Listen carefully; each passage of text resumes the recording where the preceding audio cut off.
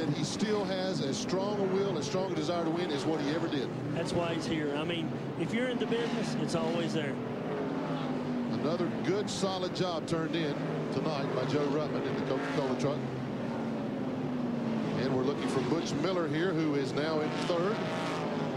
See Scott Lagacy coming by.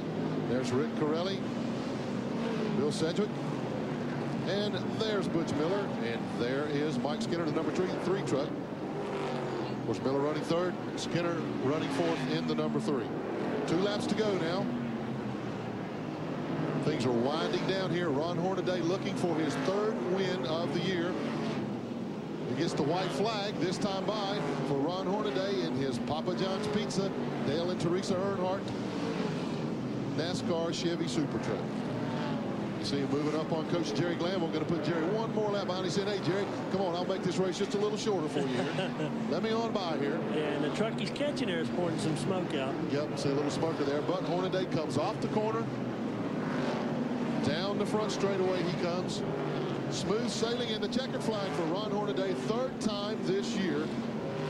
Led almost from start to finish. Gave up the lead just a couple of laps for Joe Ruttman. There you see his wife giving a celebratory hug to one of the crew members there. Great job by Ron Hornaday. We'll be back to talk to the winner. When we come back, we'll give you the full field rundown. Stay tuned. Hornaday has just picked up his 3rd Super Truck Series victory of the year. Let's go down with Ralph Shaheen. Well, everybody's coming down here to congratulate Ron. He's getting a hug from his wife. His mom's down here, too. Good Mother's Day for them. Boy, this truck is just dominant out here today. What was it about this truck that made such a difference here? Well, I'm going to tell you something. I gotta say happy Mother's Day to everybody, especially Teresa sitting at home watching this. My mom, my wife, everybody out there, and hope they have a wonderful day tomorrow. I'll tell you what, this Papa John's Pizza, I don't care if they call it a taxi cab or whatever, this thing ran today. You know, we were off last week going down to there, and we just came back here, and we knew we just had to calm down. Doug checked every nut and bolt up on this deal. And I tell you, this guy right here is a crew chief and a half. Because I'll tell you, these guys just keep on running and just pushing me hard and smooth me out. I got messed up there, and Joe Ruttman got underneath me, and I said, I got to get him back, because I ain't going to get him later on when the tires get worn out. So, I don't know, this one's for Dale. I gotta thank RCCA. They're #1 in die-cast, just like my crew's #1 in them. But Goodyear tires held up again. I'll tell you, it's great. Let's talk a little bit about the starts and the restarts. Your truck really gets off the line good. Is there something in the transmission that you got that is different? Well, I don't know. You can ask Doug that. I've been bugging him for 5 races now, for the 5th race. Go ahead. I finally got my Jericho in there I wanted. We got the gears we needed. And I tell you, they got a whole lot of that next time. They dumped it on my head. But, you know, that's what it was. And we got that Jericho in here. We got it set up for the road course up there. And I told Doug it'd work perfect here. And it did. So we're going to go home and do some more homework on the gears for the next race. And the inverted start, did you like that? Well, at first I didn't, but I'll tell you, when I took the lead in the first lap, I loved it. But it's hard to pace yourself. You don't know how hard everybody's pushing themselves behind you. So, you know, Doug kept reading off times, and I kept being smooth and all that stuff. So, you know, it worked out great. We know when we tested, we were running 24 flats, 25 flats, and that's where we pushed it all day long. 25 flats, 25 tens. So we had a great truck, and I got to thank Papa John's Pizza, Snap-on, Craftsman for having the series. And I'll tell you, RCCA is just #1. Glenn, Ron Hornaday is the winner of the NASCAR Super Truck race by Craftsman here at Evergreen Speedway. Absolutely dominated the field. Let's take a look at the top 10 finishers here tonight. Of course, Ron Hornaday, Joe Ruttman 2nd. Good job. Butch Miller from 11th finished 3rd. Mike Skinner held on for 4th. Good run again from Mike Bliss in 5th position. P.J. Jones, good solid run in 6th. Dave Resendez 7th in number 7. And a good showing by Steve Portengay running 8th. Finishing 9th was Bill Sedgwick, and 10th, truck number 6, Rick Corelli. Let's go back down now. Ralph is with Joe Ruttman. Second place of the Coca-Cola Ford to Joe Ruttman. And, you know, this truck has been right there the last couple of weeks, but just not close enough. What's the story there? I don't know. It's like kind of like kissing your sister. You know, it's nice, but it's not the way to go. But I think we can, we're making tremendous strides, and I feel the guys have been working real hard, and we're going to get the truck back home. And I think we're just lacking just a little niche, and if we can pick that up, I think we're going to be in good shape.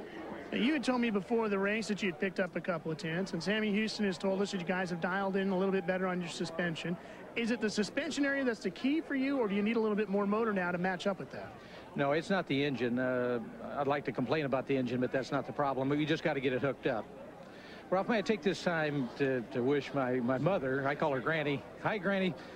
You know, many more Mother's Days, and you got me here, and thank you very much. And my wife and everybody else, very happy Mother's Day. I don't want to forget that. Well, you know, Glenn Jarrett's been watching upstairs, and he's got a question, too, for you. Go ahead, Glenn. What's your question? Ralph, I'd like to know that early in the second half there, when Joe was able to take the lead, if his truck was a little stronger at that time, or if Hornaday just didn't get going.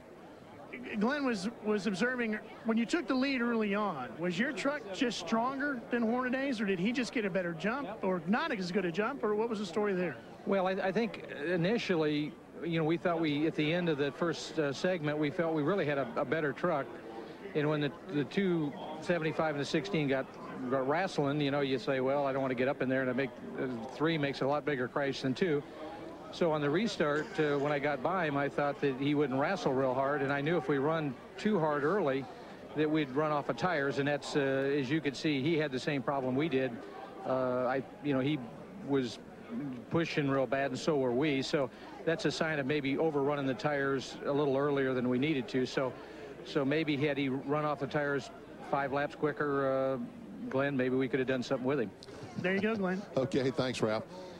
Barry, for the second week in a row, as I said, Joe Ruttman, the bridesmaid, but he's got to get one sooner or later. He's going to get his share. You know, we were in Sears Point last week and was able to catch the race, and he was there. And you can't continue to run that strong and keep being denied. No, absolutely not. Here's another guy been running awfully strong for the last few weeks. Ralph Shaheen is with Butch Miller. Butch and Donna Miller down here with us. You know, this truck has been so good the last couple of weeks. This qualifying thing, is it starting to get under your skin a little bit? Because it's got to be making a difference. Yes, it really is, because we got to fight from the back every week, you know, but it's only one person's fault, and that's mine. You know, so I just got to go to qualifying school, and if there's a qualifying school out there somewhere, I need help. Can you explain it a little bit for the folks at home? Because none of us are going to get a chance to qualify that often for a super truck race. What is going through your mind when you go to do it? Well, tonight, and most of the time I've been overdriving the truck, but I was very conscious of that tonight. And I didn't overdrive it, but I did draw #1 qualifier. And I don't believe that when I got out there I had the proper track to qualify quick on. But, you know, we had a good truck. It was, in the first half, it was probably the fastest truck out there. And halftime, Butch out-engineered himself and sent us to the back. Well, third anyhow. I took the fastest truck and made it a third-place truck. Then when you're coming through the field, you really seem to be picking the guys off pretty easily, almost at will. The truck set up exactly the way you need it now? It was the first half. I should have left it alone. Let's talk about I-70. That's a track where you've had great success in your ASA days as well. Does that give you an upper hand since a lot of these guys have never seen it before? Did I mention Ray Bestis and Ford Credit and Red Carpet Lease? I need to. They're great people.